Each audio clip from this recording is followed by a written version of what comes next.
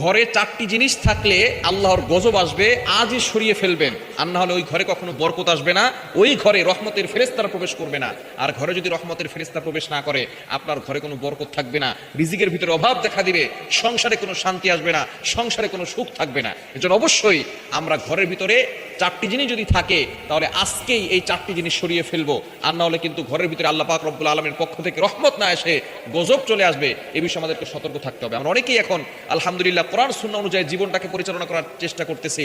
আমরা ঘরের ভিতরে এখন কোরআন ঢুকিয়ে আমরা নিজেদেরকে পরিবর্তন করে সুন্দর করে জীবনযাপন করে জান্নাতের পথের দিকে আমরা হাঁটতেছি, কিন্তু অনেকেই জানে না যে কি কি জিনিস রাখলে ঘরের ভিতরে ক্ষতি হতে পারে, এটা অনেকেই জানে না। এজন্য আমরা এই চারটি জিনিস যদি ঘরে থাকে তাহলে তাড়াতাড়ি বের করে ফেলবো। নবীজি সাল্লাল্লাহু আলাইহি সাল্লাম জানিয়ে দিয়েছেন, এক নাম্বার হচ্ছে লা তাদখুলুল মালাইকাতু বাইতান ফীহি কালবুন ওয়ালা সূরা। এক নাম্বার, যেই ঘরের ভিতরে কুকুর থাকে ওই ঘরে রহমতের ফেরেশতারা প্রবেশ করে না। নবীজি সাল্লাল্লাহু আলাইহি ওয়াসাল্লামের কাছে জিবরাইল আলাইহিস সালাম প্রায় সময় ওহী নিয়ে আসতেন। জিবরাইল আলাইহিস সালাম যত নবী দুনিয়াতে এসেছেন সবচেয়ে বেশি এসেছেন আমাদের নবীর কাছে। 23 বছরে নবীজি সাল্লাল্লাহু আলাইহি সাল্লামের কাছে জিবরাইল আলাইহিস সালাম এসেছেন 24,000 বার, কিছু কিছু রিওয়ায়াত দ্বারা জানা যায় আরো বেশি। সুতরাং নবীজি সাল্লাল্লাহু আলাইহি সাল্লাম একবার তিনি দেখলেন জিবরাইল আলাইহিস সালাম আসে না, তার আসার কথা ছিল কিন্তু তিনি আসে না। 2 দিন চলে যায়, জিবরাইল আলাইহিস সালাম আসে না। 3 দিন হয়ে গেছে, জিবরাইল আলাইহিস সালাম আসে না। হঠাৎ করে নবীজি সাল্লাল্লাহু আলাইহি ওয়াসাল্লাম দেখলেন তার ঘরের ভিতরে একটা কুকুরের ছানা অর্থাৎ কুকুরের বাচ্চা সেখানে আছে। নবীজি সাল্লাল্লাহু আলাইহি ওয়াসাল্লাম বুঝতে পেরেছেন এই কুকুরের বাচ্চা থাকার কারণে এখানে জিবরাইল আলাইহিস সালাম আসতেছেন না। আমরা অনেকেই ঘরের ভিতরে কুকুর পালি।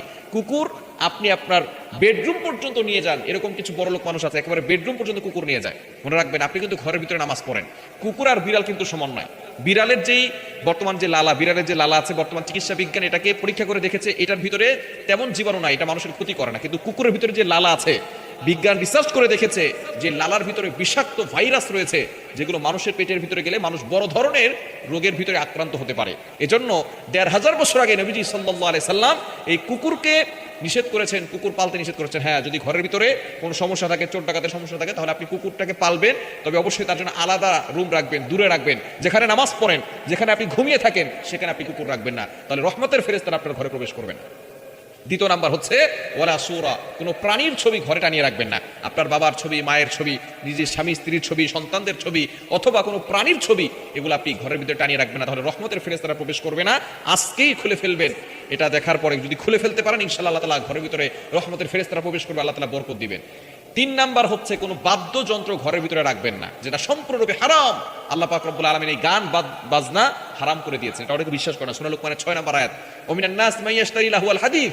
এই লাহুল হাদিস দ্বারা মুফাসসিরিনরা বলেছেন গান বাজনা আল্লাহ পাক রব্বুল আলামিন হারাম করেছেন। সুতরাং এই বাদ্যযন্ত্র যেগুলো হারাম জিনিস, সেগুলো যদি আপনার ঘরে থাকে, রহমতের ফেরেশতারা প্রবেশ করবে না। 4 নাম্বার হচ্ছে মূর্তি, ভাস্কর্য, এগুলো যদি কারো ঘরের ভিতরে থাকে, সেই ঘরে রহমতের ফেরেশতা